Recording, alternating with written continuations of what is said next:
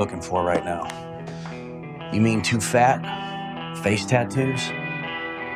My past? No. Jelly Roll's career is all about overcoming adversity, so it makes perfect sense that his life turned around for the better when a prison guard delivered some very important news that would ultimately change everything. His story is one of the most compelling transformations in modern music, showing that no matter how far down you fall, redemption is always possible if you're willing to fight for it. Jelly Roll was born Jason Bradley DeFord in the Antioch area of Nashville, Tennessee, a neighborhood that would shape who he became in more ways than one. His mother bestowed his famous nickname on him when he was young, and it stuck with him through every chapter of his life. His father, Horace, worked for a wholesale meat business while also pulling together extra cash by moonlighting as a bookie, giving young Jason an early education in the hustle culture of the streets. As far back as Jelly Roll can remember, his mother battled addiction while also struggling with her mental health. The household wasn't a typical middle-class environment by any stretch of the imagination. As he recalled during an interview with CBS Sunday Morning in 2024, "I knew my father booked bets. I knew my mother struggled with drugs. So to me, this was just what you did. This wasn't a perspective he was ashamed of.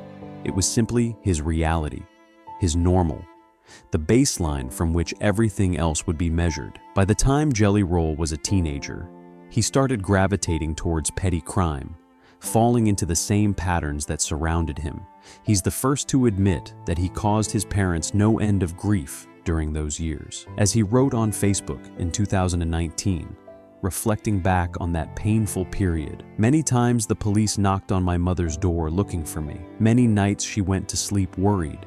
The phone would ring in the middle of the night and something bad would have happened. Many nights she prayed and worried if I would ever get my life together." This wasn't some exclusive neighborhood problem. This was in-town USA, middle to lower class America, where cycles of poverty and crime seemed almost inevitable. Jelly Roll was arrested for the first time at the age of 14, and over the next decade or so, he became intimately familiar with incarceration. The charges varied widely, ranging from possession of drugs with intent to sell, to shoplifting, to robbery, a criminal portfolio that seemed destined to define his entire existence. His brushes with the law took a darkly serious turn when he was charged with aggravated assault. At the age of 16, he was charged as an adult and faced a potential sentence of 20 years. As he recalled the terrifying reality to Billboard in 2023, "They were talking about giving me more time than I'd been alive." The thought of spending decades behind bars before he'd even properly lived his life was a sobering wake-up call, even if it didn't immediately change his trajectory. Jelly Roll was ultimately sentenced to 8 years, but wound up serving just over a year. He then spent the next 6 years on probation and wound up returning to prison several times in the years that followed. As he later reflected, grappling with the systemic issues he faced, "I feel like the justice system at that point kind of parked me on my only set path. Anything that hurt people, I wish I could change that. But I was just a kid, man." Then came the moment that would alter everything. During one prison stint in 2008, a guard knocked on Jelly Roll's cell door to deliver some big news. As the singer recalled to CBS Sunday Morning, the guard said simply, "DeFord, you had a kid today." Jelly Roll's response was immediate confusion. "I said what?" The guard confirmed. Yeah, you had a child." And then the crucial question, "What's her name?" To which the guard replied, "Hell, I don't know." That turned out to be the moment that everything changed for Jelly Roll. Becoming a father, even under these circumstances, made him realize with absolute clarity that he needed to get his life back on track, and fast. The stakes were no longer abstract. There was now a little girl in the world who shared his DNA, who deserved better than what his life had been. As he told People magazine in 2023, trying to describe the seismic shift in his perspective, "I compare it to the Christian scripture of when Saul turned into Paul on the Damascus road. My daughter saved my life. She wasn't old enough to even know it." Jelly Roll started studying for his GED, determined to prove to himself that he could accomplish something meaningful. He passed on his first attempt, a testament to his newfound focus and determination. He also ultimately gave himself two options for how to move his life forward: study to become a social worker and help others who'd experienced similar struggles, or focus on the music he'd been making since his teenage years. He chose the latter, betting everything on his creative talents. After getting out of prison, Jelly Roll was finally able to see his daughter Bailey Ann for the first time at her second birthday. While committing to be a consistent part of her life, he realized that there was something else he needed to confront: his own demons. He's continued to use marijuana and drink alcohol, but he's managed to leave the harder stuff behind. As he told The Guardian in 2023, explaining his approach to recovery, "I didn't have a choice.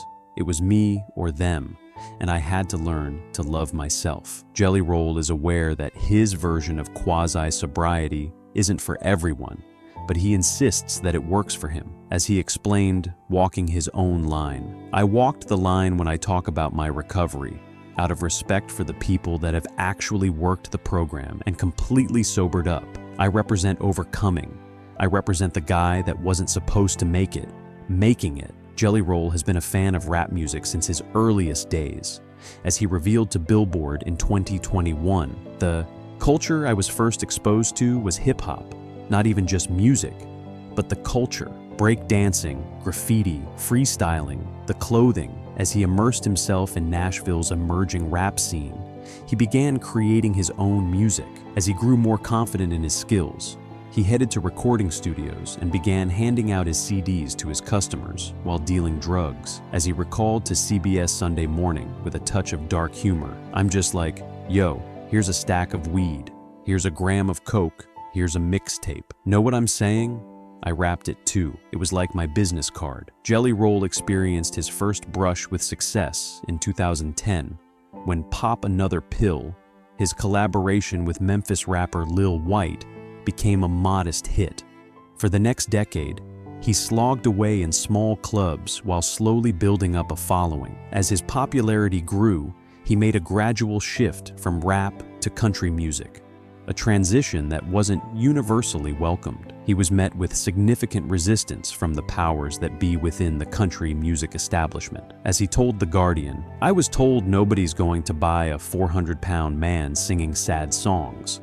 Like, it's just not on the bingo card for what the climate of music is. Whatever you're dreaming of right now could be too small." In 2013, Jelly Roll released the mixtape Whiskey, Weed, and Waffle House. The cover art featured a marijuana leaf, a bottle of Crown Royal whiskey, and the Waffle House logo. The new release quickly attracted attention, but not exactly the kind he was hoping for. Waffle House threatened to sue him for using their logo without permission. He initially thought that someone was just joking around with him, but he soon realized the threat was serious and altered the cover, changing the title to Whiskey, Weed, and Women. Jelly Roll eventually realized, though, that Waffle House's legal threat provided him with plenty of free publicity. The story was covered by major outlets like Gawker, and Jimmy Fallon even joked about it on The Tonight Show. As Jelly Roll wrote on Instagram in 2021, reflecting back on the incident with characteristic humor and humility, "Long story short, my fat ass holds no grudges. I still come by one anytime I'm drunk or hungover." Jelly Roll was performing in Las Vegas in 2015 when he met his future wife, Bunny XO. Their road to romance was rocky, though. At that time, he was sleeping in his van because he couldn't afford hotel rooms, while she was working as an escort and was dating someone else. One night in 2016, she was watching him perform at a Las Vegas club when he surprised her with a marriage proposal. She said yes, and since they were already in an area surrounded by wedding chapels, they figured there was no point in having a long engagement. They've remained together since then, and in 2023, they renewed their vows at the same chapel where they originally got married. This time, Bunny was decked out in a stunning white gown. Jelly Roll commemorated the ESO occasion on TikTok while writing, "7 years ago, we stumbled into this little chapel in Vegas, blackout drunk. My only regret was never seeing her in a dress." In 2016, Jelly Roll was awarded custody of his daughter Bailey Ann.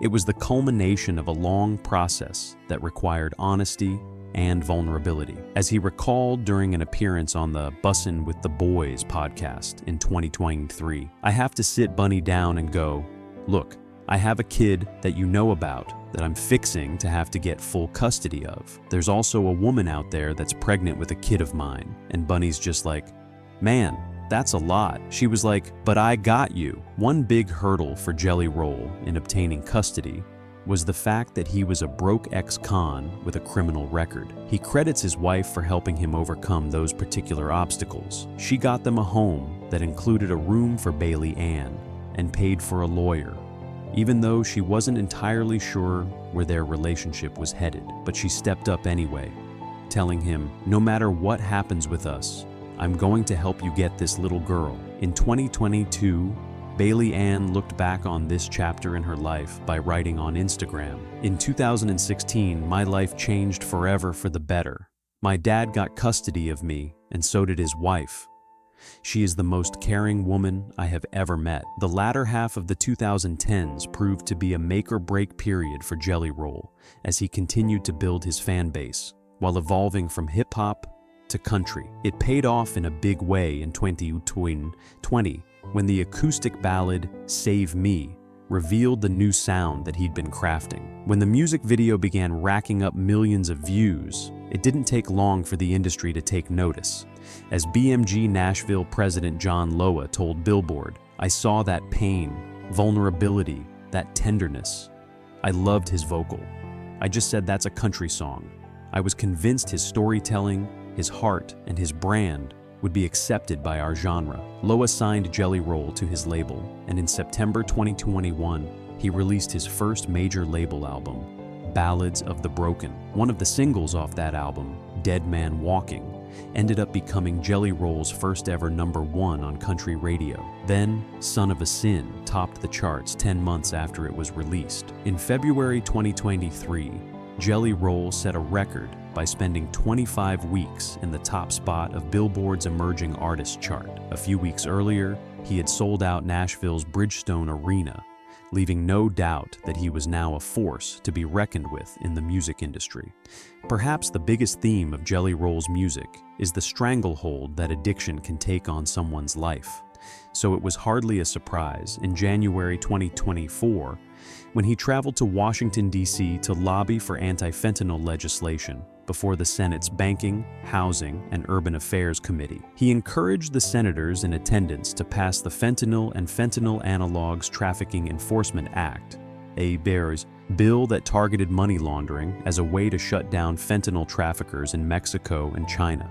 During his testimony, Jelly Roll admitted, I've attended more funerals than I care to share with y'all on this committee. I could sit here and cry for days about the caskets I've carried of people I love dearly, deeply in my soul. He also addressed his own criminal past and the role that he played in getting drugs into people's hands during his days as a dealer. I was the uneducated man. He conceded that he still had a long road ahead of him, as he admitted, I was thinking I plan on losing another 110 and something pounds. If I feel this good down this weight, man, I can only imagine what I'm going to feel like by the time I go on tour. His transformation from incarcerated addict to Grammy-nominated country star, from broken man to devoted father and husband, from 500 pounds to a healthier version of himself, stands as a powerful testament to the possibility of change. Jelly Roll's story proves that where you come from doesn't have to determine where you're going.